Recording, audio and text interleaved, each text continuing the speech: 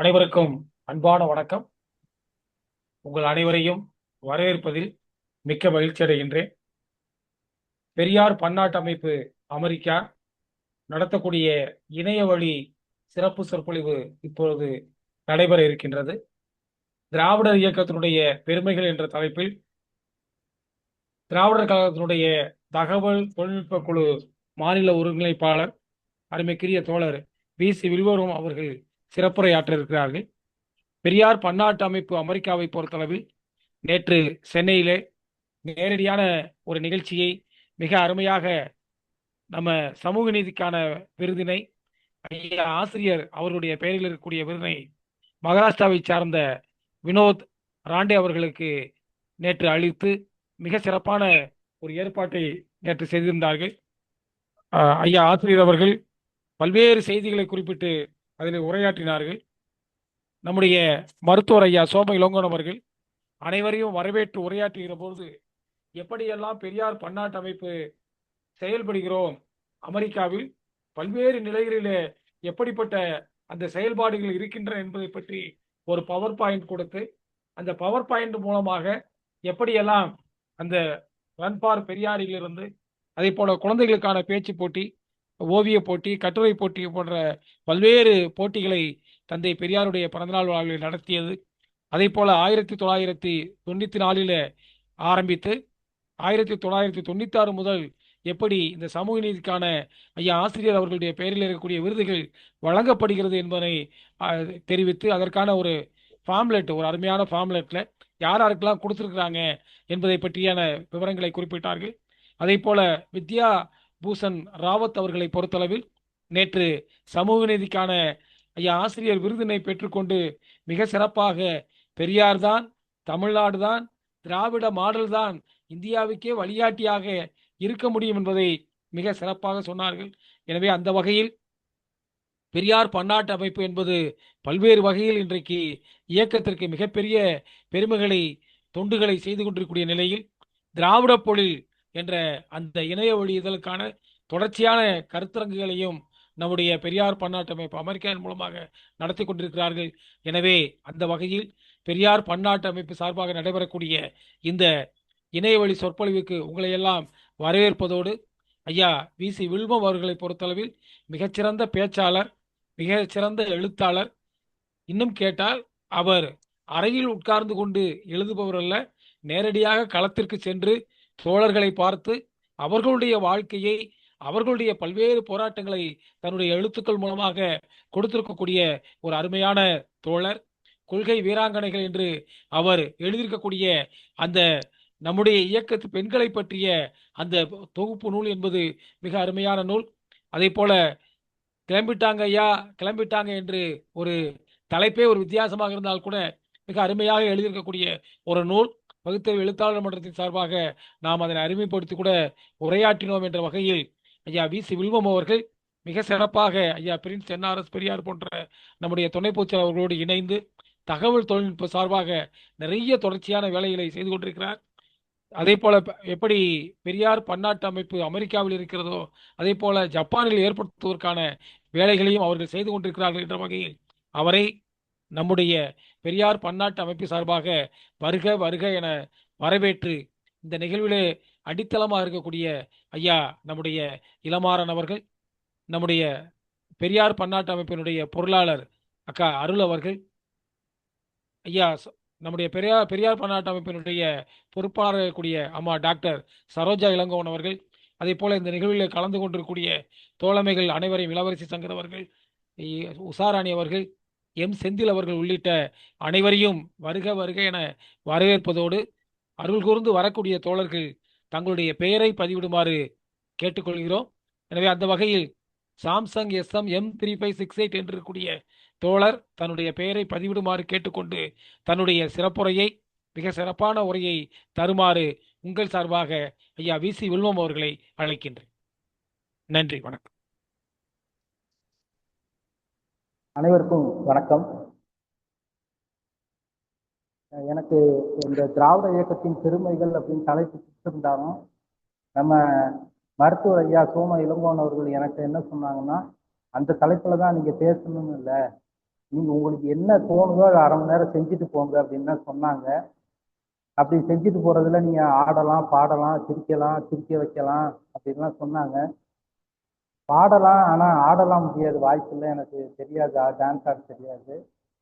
வந்து நீங்க கண்டிப்பா பாடல்லாம் படிக்கணும், எல்லாம் ஒரு கலந்த கலவையா இருக்கட்டும் அப்படிங்கிற மாதிரி சொன்னாங்க.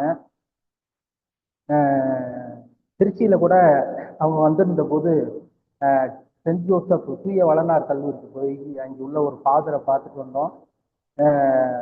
நம்ம இயக்கத்தில் இருக்கக்கூடிய இளைஞர்களுக்கு, படித்து முடிச்சுட்டு இருக்கக்கூடிய அந்த தருவாயில் இருக்கக்கூடியவர்களுக்கு ஒரு தொழில், அதாவது தொழில், சுய தொழில் தொடர்பான சில விஷயங்கள் செய்கிறதுக்காக ஒரு இதை கூட போய் பார்த்துட்டு வந்தோம்.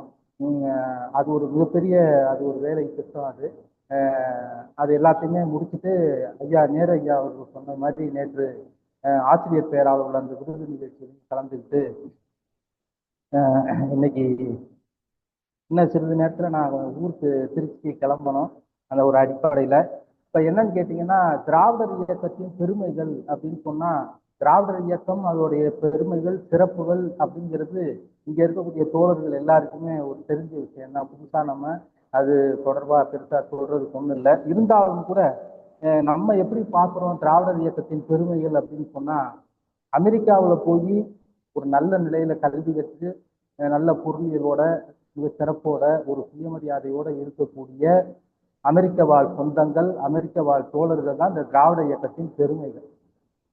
அவங்க தான் பெருமைகள். இன்றைக்கு வந்து ஆஸ்திரேலியாவில் போய் மிகச்சிறப்பான ஒரு மாநாட்டை நடத்தி கொடுத்த பன்னாட்டு அமைப்பு தோழர்கள் அனைவருக்கும் அவருடைய வாழ்த்துக்கள்.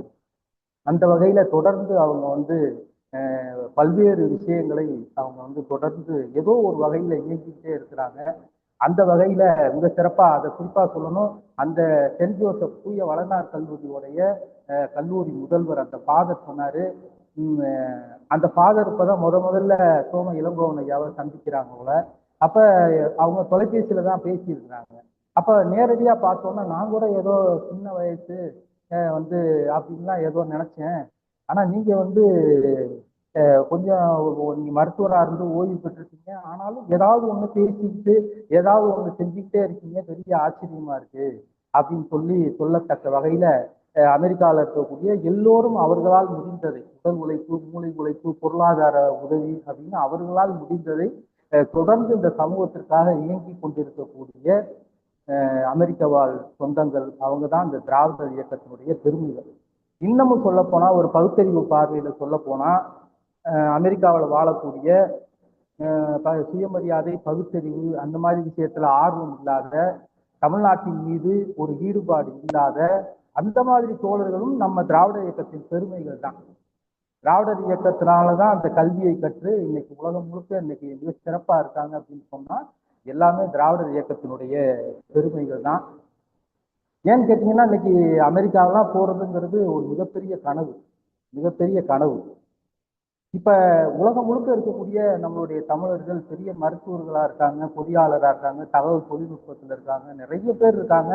எல்லாரையும் நம்ம ஒருங்கிணைக்கிற பல வேலைகளை தொடர்ந்து நம்ம செஞ்சுக்கிட்டு இருக்கோம், எல்லாரும் கூட தொடர்புலையும் இருக்கிறோம். இன்னைக்கு அவங்கெல்லாம் வந்து ஒரு மருத்துவரா இருக்காங்க, பகல் முழுக்க வேலையில இருந்தாலும் கூட இந்த சமூக ஊடகங்கள்ல அவங்க ஆற்றக்கூடிய பணிகள், தமிழ்நாட்டு தோழர்களோட தொடர்புல இருக்கிறது, இப்படி பல்வேறு விஷயங்களை அவங்க தொடர்ந்து செஞ்சுக்கிட்டே இருக்காங்க. நான் வந்து ஒரு டாக்டர், ஆனா நான் வந்து சத்துணவு சாப்பிட்டு தான் படித்தேன். கலைஞர் வந்து ஒரு 5 மதிப்பெண்கள் கூடுதலாக போட்ட அந்த ஆண்டுல தான் நான் உயர்கல்வியில எனக்கு இடம் கிடைச்சிச்சு. நான் இடஒதுக்கீட்டுல தான் இந்த இடத்துக்கு நான் வந்தேன். கல்விக்காக எனக்கு கொடுக்கப்பட்ட உரிமைகள், எனக்கு கொடுக்கப்பட்ட மற்ற எல்லா உதவிகளையும் வைத்து தான் நான் இன்னைக்கு டாக்டரா இருக்கேன். அதனால நான் இந்த திராவிடர் இயக்கத்துக்கு நான் தொடர்ந்து என்னுடைய பங்களிப்பை கொடுத்தேன் அப்படின்னு சொல்லக்கூடிய அளவிற்கு நான் ஒரு மருத்துவர் தான், நான் ஒரு ஐடி கம்பெனில ஒரு பெரிய பதவியில இருக்கேன். எந்த இன்னைக்கு உலகம் முழுக்க இருக்கக்கூடிய நம்மளுடைய தோழர்கள் வந்து மிக சிறப்பான ஒரு பணியை ஆற்றிக்கிட்டு இருக்கிறாங்க. அந்த வகையில அமெரிக்கா என்பதெல்லாம் இன்றைக்கு வரைக்கும் ஒரு மிகப்பெரிய கனவு தான். இன்னைக்கு அமெரிக்கா போய் கேட்டோம்னா இங்க தமிழர்கள் நிறைய இருக்காங்க அப்படின்னு சொல்லுவாங்க. ஒட்டுமொத்த தமிழர்கள்ல ஒரு குறிப்பிட்ட விழுக்காடு தான் அங்க இருக்கிறது. தமிழர்கள் அங்க இருக்கிறவங்களுக்கு அதிகமா தெரிஞ்சாலும் கூட இன்றைக்கும் அமெரிக்கா மண்ணை மீச்சிட மாட்டோமான்னு இயங்கக்கூடிய வேலை வாய்ப்புக்கு போவாட்டினாலும் சரி, சுற்றுலா அடிப்படையிலாவது அந்த மண்ணை மிதிச்சிருவோமான்னு ஏங்கிக்கிட்டு இருக்கிறவங்க நிறைய பேர் இருக்காங்க. என்ன சொன்னா அதற்காகவே படிச்சு எப்படியாவது அமெரிக்காவில் போய் டாலர்ல சம்பாதிச்சிடணும்னு நினைக்கக்கூடிய அளவுக்கு அந்த ஒரு மாற்றம்ங்கிறது நமக்கு அது நம்ம வரவேற்கத்தக்கது தான். அந்த மாற்றம் வந்ததுக்கு என்ன காரணம் அப்படின்னு கேட்டோம்னா திராவிட இயக்கம் தான். திராவிடர் இயக்கத்தை அவங்க புரிஞ்சுக்கிறாங்க, புரிஞ்சுக்கல, அது நமக்கு எதிராக கூட இருக்கட்டும். ஆனாலும் கூட அவர்களை வந்து கைதூக்கி விட்டது எது அப்படின்னு கேட்டா திராவிடர் இயக்கம் தான் கைதூக்கி விட்டுச்சு. நம்ம மகளிர் நேர்காணல் எடுத்த போது ஆத்தூர் பக்கத்துல அந்த அம்மா பேரு பாப்பாச்சி, அந்த அம்மா பேரு பாப்பாச்சி. அந்த அம்மா சொல்லும்போது சொன்னாங்க, 21 வயது வரைக்கும் நான் என் வீட்டை விட்டு வெளியில எங்கேயுமே போனதில்லைன்னா என்னை அனுமதிச்சது கிடையாது அப்படின்னு சொன்னாங்க. 21 வயது வரைக்கும் நான் எங்கேயுமே அனுமதிச்சது கிடையாது அப்படின்னு சொல்லி சொன்னாங்க. அப்புறம் அவங்களுக்கு திருமணம் ஆச்சு, அதுக்கப்புறம் பெரியார் கொள்கை அறிமுகமாச்சு. இன்னைக்கு அவங்க வந்து மிகப்பெரிய அளவுக்கு இயக்கத்துல ஒரு பெரும் சொத்தா இருக்காங்க. ஆனால் அன்னைக்கு அவங்க பேட்டியில என்ன சொல்றாங்கன்னா, நான் வந்து திருமணம் கழிச்சு கூட நான் வீட்டை விட்டு வெளியில வராத ஒரு சூழல்ல என்னுடைய பேரன் 18 வயசுல ஜெர்மனி போயிட்டான், என் பொண்ணு 21 வயதுல ஸ்காட்லாந்து போயிட்டாங்க அப்படின்னு அந்த அம்மா சொல்றாங்க. ஒரு ஆத்தூருக்கு பக்கத்துல ஒரு குக்கிராமத்துல அந்த தலைமுறைக்கும் இந்த பாட்டி தலைமுறைக்கும் பேரன் பேட்டி தலைமுறைக்கும் உள்ள அந்த இடைவெளி இருக்கு பாருங்க, அவர்கள் தான் இந்த திராவிட இயக்கத்தின் பெருமைகள். இன்னும் சொல்ல போனா இன்னைக்கு தமிழ்நாடு இந்தியாவிலேயே முதல் மாநிலம் தமிழ்நாடுன்னு ஒன்றிய அரசே வேற வழி இல்லாம பல புள்ளி விவரங்களோட ஒரு 10ல் 5 ஏத்துக்கிட்டாலும் கூட அந்த ஒன்றிய அரசே சொல்லுது. அப்ப இன்னைக்கு தமிழ்நாடு வந்து உலகம் முழுக்க மிக சிறப்பா இருக்கு அப்படின்னு சொன்னா நம்ம ஆட்கள் சொல்றாங்க, நீங்க ஏங்க இந்தியாவோட ஒப்பிடுறீங்க தமிழ்நாட்டை, மற்ற மாநிலம் கூட தயவுசெய்து ஒப்பிடாதீங்க, வெளிநாடுகளோட ஒப்பிடுங்க அப்படின்னு சொல்றாங்க. அது வந்து ஒரு ஆணவம் அப்படின்னு எல்லாம் இல்லை. அப்ப அதற்கு தகுந்த ஒரு ஆதாரங்கள் இருக்கு, புள்ளி விவரம் இருக்கு, நம்ம அதை நோக்கி போய்கிட்டு இருக்கோம் அப்படிங்கிற அந்த ஒரு நம்பிக்கை, அந்த பெருமை தான். அப்ப இந்த தமிழ்நாடு என்பதே திராவிடர் இயக்க பெருமை தான். அந்த அடிப்படையில நம்மளுடைய தோழர்கள் அனைவருமே வந்து இந்த இயக்கத்தினுடைய பெருமை அப்படிங்கிற ஒரு செய்தி. நம்ம சோம இளங்கோவன் ஐயா கூட அமெரிக்காவில் 50 ஆண்டுகள் அப்படின்னு ஒரு கட்டுற இது ஒரு நூல் வெளியிட்டிருக்கிறாங்க. 50 ஆண்டுங்கிறது ரொம்ப அதிகம் தான். 50 ஆண்டுகளுக்கு முன்னாடிங்கிறது நான் முதல்ல சொன்ன மாதிரி இன்றைக்கு அமெரிக்காவுக்கு போகணும். இப்போ எனக்கெல்லாம் இயல்பா அமெரிக்கா மண்ணை மிதிச்சே ஆகணுங்கிற அந்த ஆசையெல்லாம் ஒரு நாள் இருந்தது இல்லை. இயல்பாகவே அது ஒரு இது. அதுவும் இன்னொன்று சொல்ல போனீங்கன்னா என்னுடைய பெண் மகள் பேரு கியூபான்னு அமெரிக்கா தொடர்புடைய ஏதாவது நீங்க இணையதளத்துல போய் தட்டினீங்கன்னா அது உடனே கட்டாகிற நிலையில அப்படி ஒரு சில விஷயங்கள்லாம் அதுல இருக்கு. அப்ப கியூபாங்கிற பேரை வச்சுட்டு அமெரிக்காவுக்குலாம் என் பொண்ணு கூட போக வர முடியுமா அப்படிங்கிற அளவுக்கு அந்த மாதிரி ஒரு இது இல்லை. ஏன் அப்படின்னம்னா, நான் ஜப்பான்ல இருந்த போது 2000ல் ஒரு டோக்கியோ தமிழ்ச்சங்கத்துல ஒரு பொங்கல் விழாவுக்காக நான் போயிருந்தேன். 1999 செப்டம்பர் 17 பெரியார் பிறந்த நாள் நம்ம திடல்ல கொண்டாடிட்டு 20ஆம் தேதி நான் ஜப்பான் போயிட்டேன். அங்கே போனோன்னா 2000ல் ஜனவரியில தமிழர் திருநாள் பொங்கல் விழா அப்படின்னு சொல்லிட்டு ஒரு நிகழ்ச்சி. எனக்கு ரொம்ப ஆசை, தமிழர்களை சந்திக்கலாம், தமிழ் மொழியை நம்ம கேட்கலாம். ஏன்னா ஜப்பான்லாம் அங்கே ரொம்ப சிரமம். அந்த ஒப்பீட்டளவில் பார்த்தா மலேசியா, சிங்கப்பூர், அரபு நாடுகள், அமெரிக்கா மாதிரிலாம் அங்கே இருக்க மாட்டாங்க. இப்போவுமே கொஞ்சம் பரவாயில்ல. அப்போ அந்த நிகழ்ச்சிக்கு போகும்போது பார்த்தீங்கன்னா அந்த பொங்கல் விழா வந்து தமிழர்கள் நிறைய வந்திருந்தாங்க, குடும்பமும் வந்திருந்தாங்க. ஓரளவுக்கு காலையில 9 மணிக்கு ஒளிபெருக்கி அந்த ஒருங்கிணைப்பாளர் மாலை 5 மணிக்கு தான் அந்த ஒளிபெருக்கில ஆங்கிலத்தை விட்டார். இடையில தமிழ்ங்கிறதே காணும். நடத்துனது தமிழர் திருநாள் பொங்கல் விழா. தமிழர்கள் நிறைய பேர் வந்திருந்தாங்க. அப்பதான் நான் வந்து நினைச்சேன், சரி அப்ப இந்த மாதிரி சூழல்ல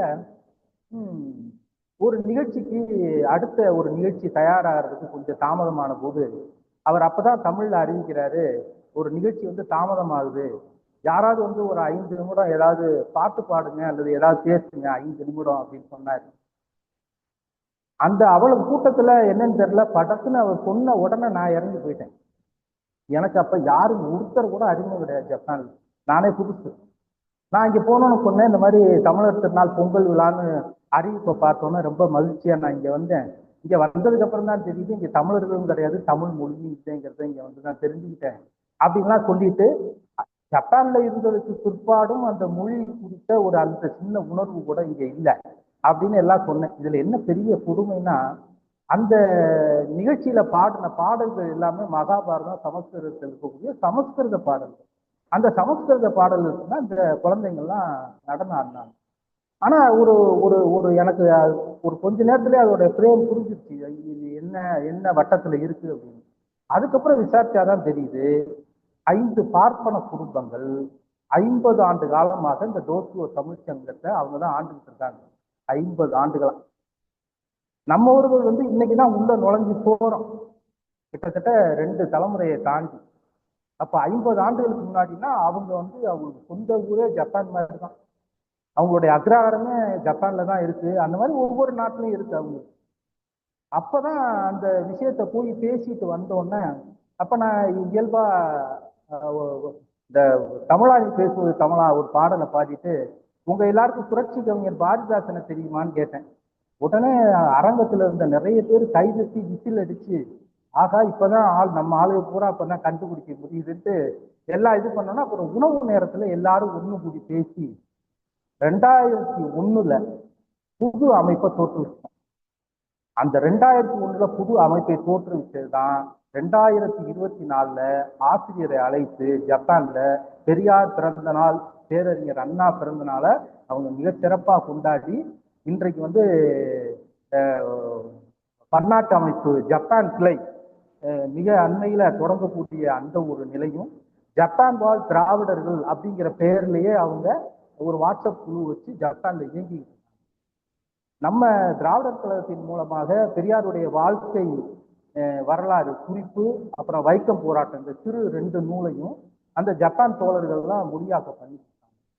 நம்ம திராவிடர் கழகத்தின் சார்பாக ஜப்பான் மொழியில மொழியாக்கம் செய்ததற்கு பிறகுதான் தமிழ்நாடு அரசாங்கம் பல நாட்டு மொழிகள்ல இந்த பணியை செய்யணும் அப்படின்னு முயற்சி எடுத்து 21 மொழிகள்ல அதை வந்து அவங்க தொடங்கினாங்க. அப்படி தொடங்குற போது அதுல ஜெர்மன் மொழி மற்ற ஒரு சில மொழிகளுக்கு நம்ம அங்கே இருக்கக்கூடியவர்களை பயன்படுத்தி நம்ம சில பணிகள் எல்லாத்தையுமே செஞ்சோம். அந்த அடிப்படையில பாத்தீங்கன்னா இன்னைக்கு ஜப்பான்ல இன்னைக்கு வந்து முழுக்க முழுக்க நம்மளுடைய தோழர்கள் இன்னைக்கு வந்துட்டாங்க. அதே மாதிரி உலகம் முழுக்க இவர்கள் எல்லோருமே யாருன்னு கேட்டீங்கன்னா இந்த நம்ம திராவிடர் இயக்கத்தின் பெருமைகள் தான். அவங்க எந்த வகையிலையும் யாரும் காட்டிக்கிறதுக்கு எந்த தயக்கமும் இல்லை, வெட்கப்படலை, கூச்சப்படலை. ஆமா, எங்க வீட்டுல சாப்பாடு இல்லை, நான் சத்துணவு தான் சாப்பிட்டேன், என்கிட்ட காலனி கிடையாது, நடந்துதான் போனேன். இன்னைக்கு அப்படி இருந்துதான் நான் இன்னைக்கு இந்த அளவுக்கு இருக்கிறேன். அதனால நான் இந்த கொள்கைக்கு, இந்த சித்தாந்தத்துக்கு நான் வந்து முன்னுதாரணமா மற்றவர்களுக்கு உதவியா இருக்கணும்னு நினைக்கிறேன் அப்படின்னு சொல்லக்கூடிய அளவிற்கு இன்னைக்கு நம்ம ஆட்கள் வந்திருக்கிறாங்க. அதுல இன்னொரு முக்கியமான விஷயம் என்னன்னு பார்த்தா, இன்னைக்கு வந்து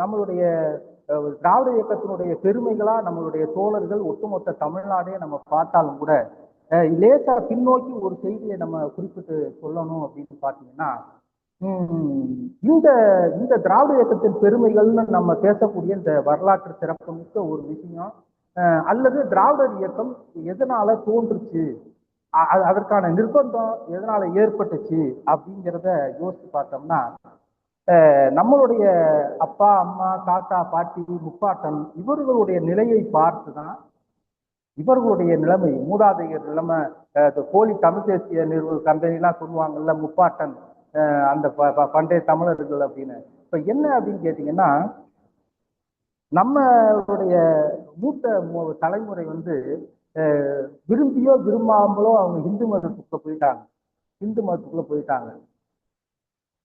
இப்ப இந்து மதத்துக்குள்ள போன உடனே இப்ப நம்ம இருக்கோம், நம்ம வந்து நாத்திகர்கள், நம்ம எந்த மதத்தை சாராதவர்கள்.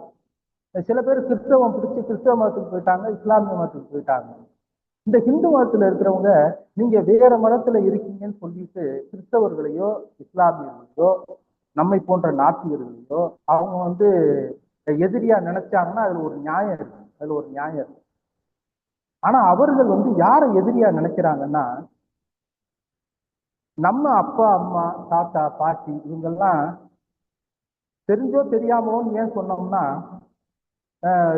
இந்துக்கள்னா யாரு அப்படின்னு கேட்டா இன்னாரெல்லாம் பார்சி, இன்னாரெல்லாம் இஸ்லாமியர், இன்னாரெல்லாம் இப்படின்னு சொல்ற போது தேர் இல்லாத ஒரு பெரும் கும்பலுக்கு இவர்கள் எல்லாம் இந்துக்கள் அப்படின்னு சொல்லி வெள்ளைக்காரன் அந்த புள்ளியோரை எடுத்த போது அப்படி மாற்றப்பட்டவர்கள். அப்ப என்னன்னா, முதல் நாள் இரவு ஒரு மனிதனாக படுத்து தூங்கின ஒருத்தன் காலையில எந்திரிச்சோன்னு இந்து ஆயிட்டான். அவன் விரும்பி யாரும் இந்து மதத்துல விரும்பி போய் யாரும் நான் சேர்றேன்னு யாரும் சேர்ந்ததில்லை, மாற்றப்பட்டவர்கள். சரி, ரைட்டு, உங்க மதத்துக்கு விரும்பியோ விரும்பாமலோ மக்கள் வந்துட்டாங்க. யார் வந்துட்டா? எங்க பெற்றோர்கள் வந்தாங்க, எங்களுடைய மூதாதையர்கள் வந்துட்டாங்க. அப்படி விரும்பி வந்த அவர்களுக்கு நீங்க என்ன பண்ணுனீங்க? உலகத்திலே இல்லாத ஒரு நடவடிக்கை என்னன்னா, ஒண்ணு உங்களை ஆதரிச்சு அவர் வந்துட்டார், உங்களை முழுசா ஒப்பு கொண்டு வந்துட்டார், உங்கள்கிட்ட அடிமையா இருக்கிறதுக்காக வந்துட்டார்.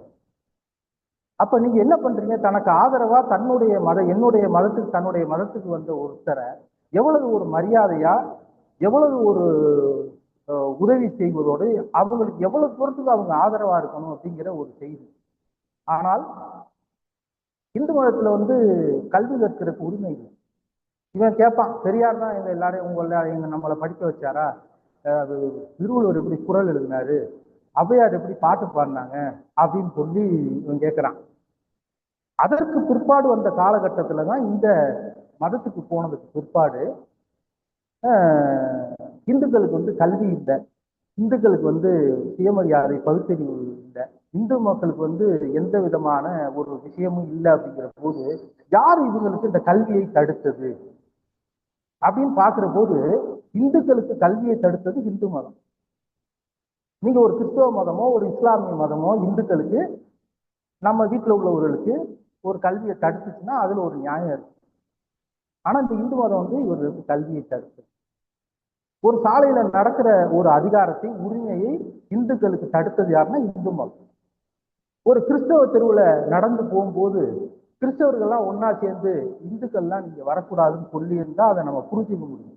இஸ்லாமிய தெருக்கள்ல நடக்கும் போது இந்துக்கள்லாம் நீ வரக்கூடாதுன்னு சொல்லியிருந்தா நம்ம புரிஞ்சுக்க முடியும்.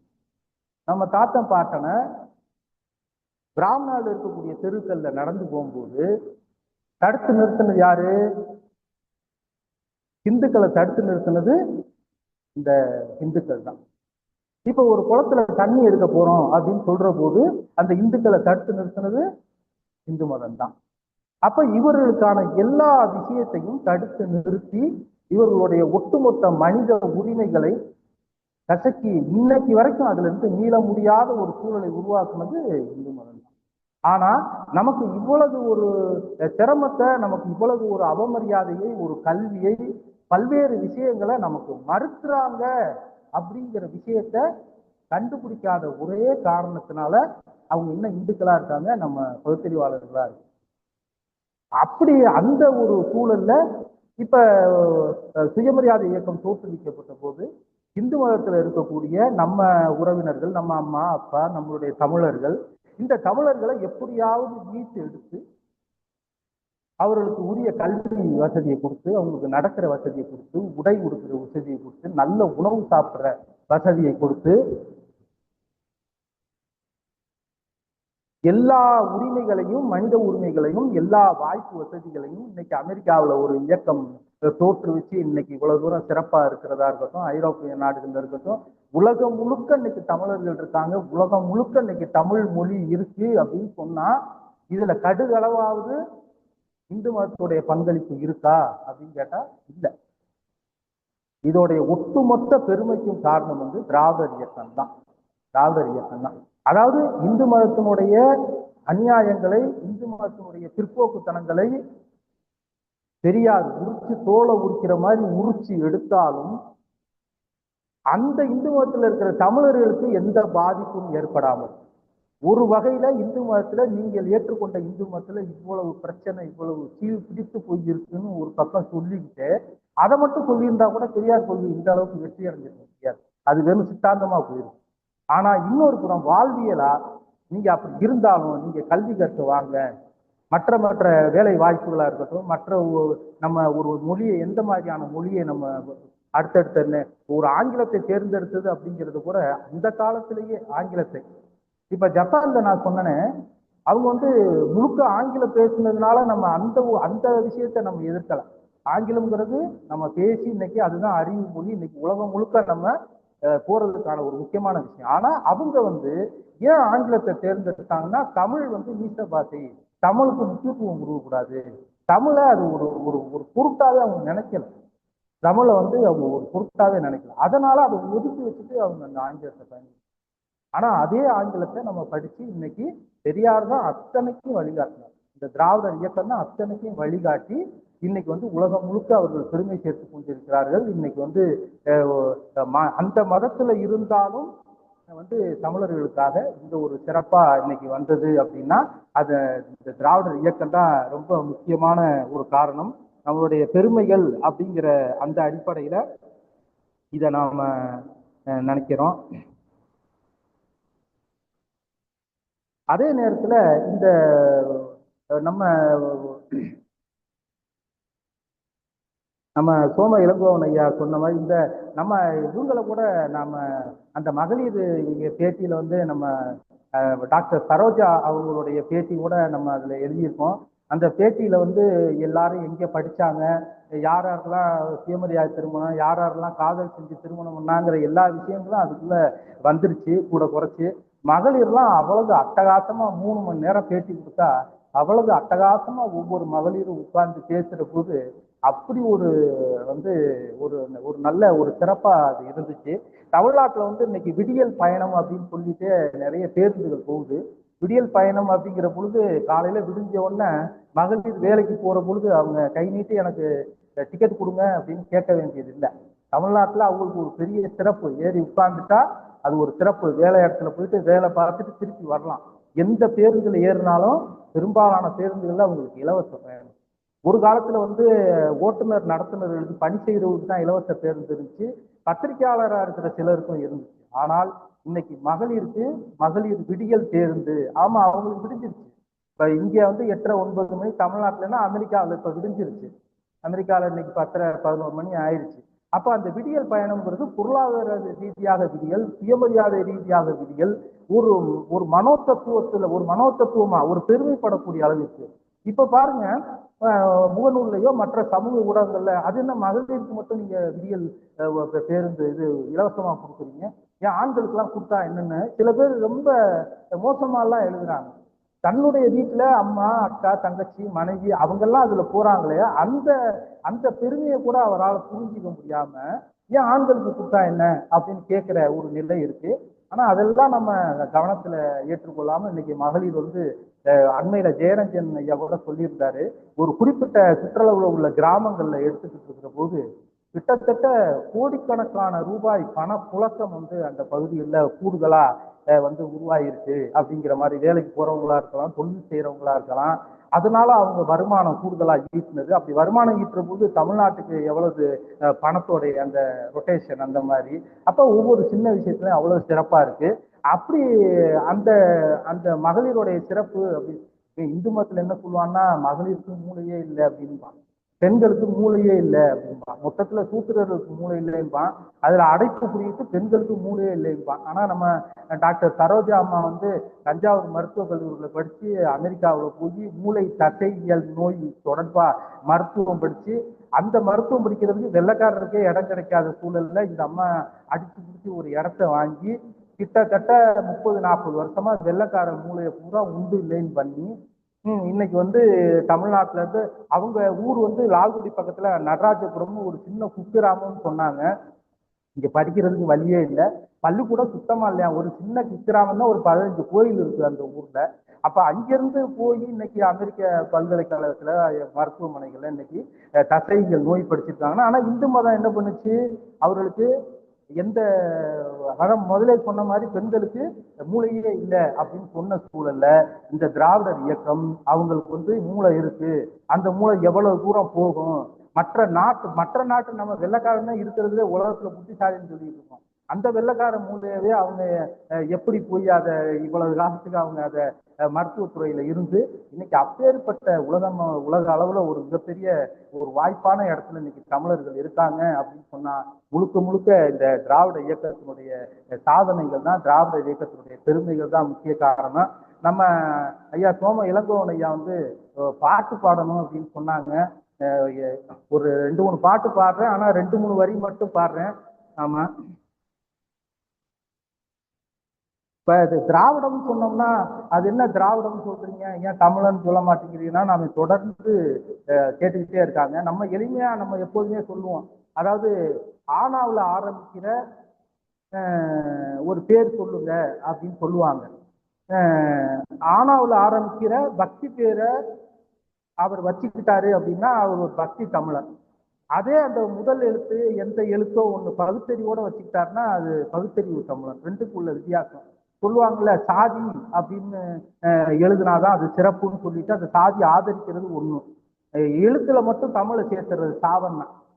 நம்ம ஜாதின்னு குறிப்பிடுவோம், தமிழ் சொல் கிடையாது, அது வந்து சமஸ்கிருத சொல்லுங்கிறத தெரியணுங்கிறதுக்காக ஜாதினே குறிப்பிடுவோம். ஆசிரியர் அப்படிதான் குறிப்பிட சொல்லுவார். ஆனா அந்த ஜாதி ஒழிப்புக்கு நம்ம பயன்படுத்தும் அந்த ஒரு வித்தியாசத்துக்கு. அப்ப நம்ம வந்து தமிழர் தான் திராவிடன், திராவிடன் தான் தமிழன்கிறது தான் வந்து உண்மையான விஷயம். அதை பாரதிதாசன் ஒரு பாடலா பாடியிருக்காரு. அதுல ஒரு சில வரி மட்டும். நம்பினமல்லடா நம்பினமல்லடா அவன் பகைவன் இனியும் ஏமாற வேண்டாம் நீ தமிழன். நம் இனமல்லடா அவன் பகைவன்.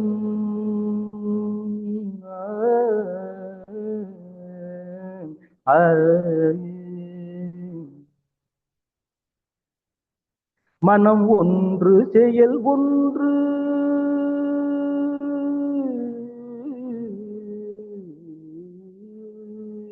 மனம் ஒன்று செயல் ஒன்று அன்னோர்க்கு. மனம் ஒன்று செயல் ஒன்று அன்னோர்க்கு கெட்ட பஞ்சகரை கண்ட இடமெல்லாம் தாக்கு. மனம் ஒன்று செயல் ஒன்று அன்னோர்க்கு கெட்ட பஞ்சகரை கண்ட இடமெல்லாம் தாக்கு. தனியாண்ட செந்தமிழ் தாய்க்கு தனியாண்ட செந்தமிழ் தாய்க்கு தனியாண்ட செந்தமிழ் தாய்க்கு தனியாண்ட செந்தமிழ் தாய்க்கு நீ தலைவன் நீ தலைவன். வாளினை தூக்கு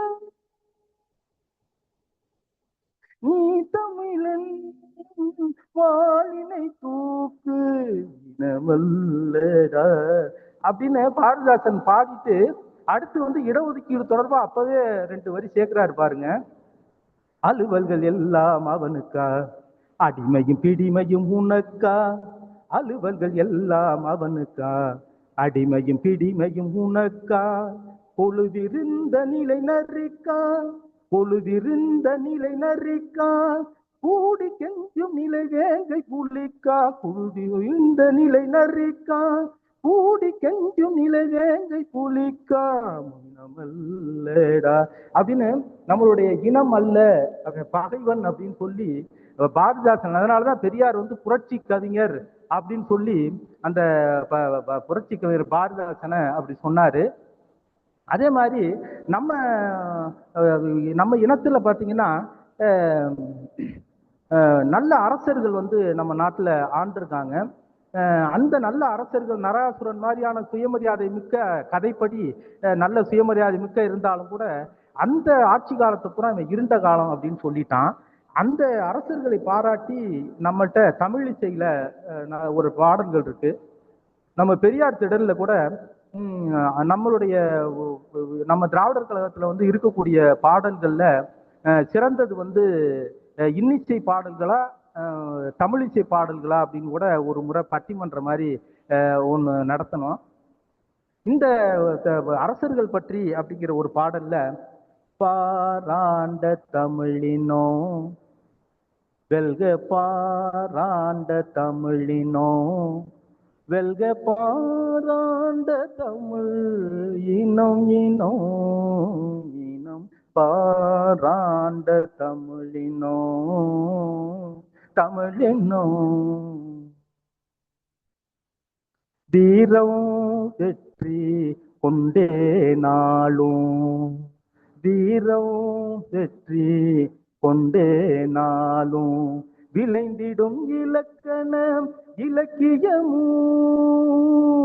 வீரம் வெற்றி கொண்டே நாளும், விளைந்திடும் இலக்கணம் இலக்கியமும், நீதி நெறி தமிழ் ஆசையில் இருக்கும், நீதி நெறி தமிழ் ஆசையில் இருக்கும், சமத்துவ வாழ்வை எங்கும் முகிழ்க்கும் பாராண்ட தமிழ் அப்படின்னு அந்த மாதிரி நம்ம தமிழ் இசையில நிறைய பாடல்கள் இருக்கு. ஐயா நேரையா, ஐயா சொல்லுங்கய்யா. மணி என்னாச்சுங்க? 9:15 ஆக போகுது. நேரம் 9:15. சரி, ஒரு 5 நிமிடத்துல முடிச்சிடலாம். அதே மாதிரி சீனாவில் ஒரு நல்ல சிறப்பான ஒரு விஷயம் இருக்கும், அதிகமான காணொளிகள் கூட பார்க்க முடியும். தந்தைலாம் வந்து எவ்வளவு தூரத்துல ரொம்ப சிரமப்படுறாங்க, தாய் எவ்வளவு தூரம் சிரமப்படுறாங்கன்னு சொல்லிட்டு ஒரு சின்ன சின்ன காணொளி, ஒரு நல்லொழுக்கத்தை ஒழுக்கத்தை நல்ல பண்புகளை வளர்க்கக்கூடிய விஷயங்களை ஒரு காணொளி மூலமாவோ ஏதோ ஒரு வடிவத்துல அவங்க கொடுத்துக்கிட்டே இருப்பாங்க. இப்ப நான் சொல்றது இன்ஸ்டாகிராம் இதெல்லாம் வர்றதுக்கு முன்னாடியே இருந்து அப்படியான ஒரு விஷயம். அதே மாதிரி நம்ம தமிழ் இசையிலையும் நிறைய பாடல்கள் அந்த மாதிரிலாம், எப்படி பேசணும் எப்படி நடந்துக்கணும் அப்படின்லாம். அதே மாதிரி ஒரு பாடல், யாகாவராயினும் நா காக்க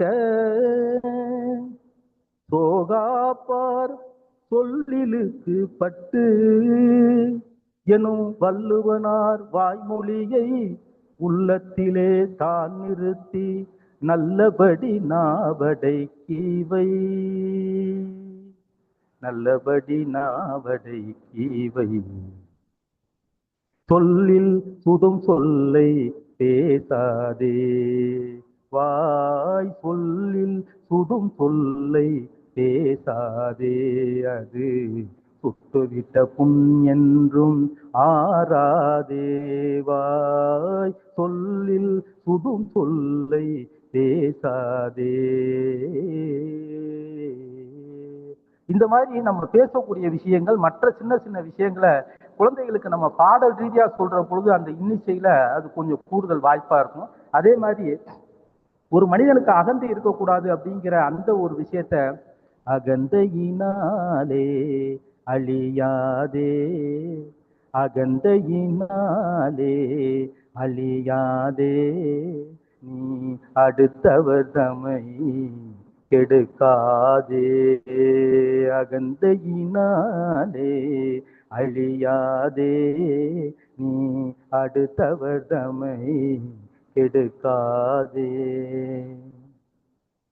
தெருக்கு சினம் சிறுமை இருக்கவே கூடாது, செல்வம் உடையோரே நீயும் சிறப்புகள் பாராது, செருக்கு சினம் சிறுமை இருக்கவே கூடாது, செல்வம் உடையோரே நீயும் சிறப்புகள் பாராது, வெறுக்கும் செயல்கள் செய்தால் வேதனை தீராது, வெறுக்கும் செயல்கள் செய்தால் வேதனை தீராது, வெந்நீரை பாய்ச்சுவதால் வெந்நீரை பாய்ச்சுவதால் வேளாண்மை ஆகாது, அகந்தையினாலே என்று சொல்லக்கூடிய மிக அற்புதமான பல பாடல்கள் இருக்கு. கடைசியா ஒரே ஒரு பாடல், நம்ம இந்தி எதிர்ப்பு போராட்டத்துல இறந்த மாவீரன் சின்னசாமி அவர்கள் குறித்த ஒரே ஒரு பாடல், கடைசி பாடல்.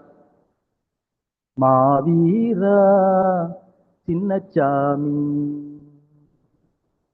மாவீரா சின்னசாமி, மறவாது உன்னை திராவிட பூமி, மாவீரா சின்னசாமி,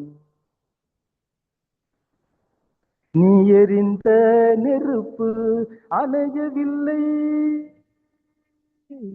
எரிந்த நெருப்பு இன்னும் அணையவில்லை, நீ செய்த தியாகத்தை நெஞ்சம் மறக்கவில்லை. எரிந்த நெருப்பு இன்னும் அணையவில்லை. நீ செய்த தியாகத்தை நெஞ்சம் மறக்கவில்லை. புதுசை தமிழ்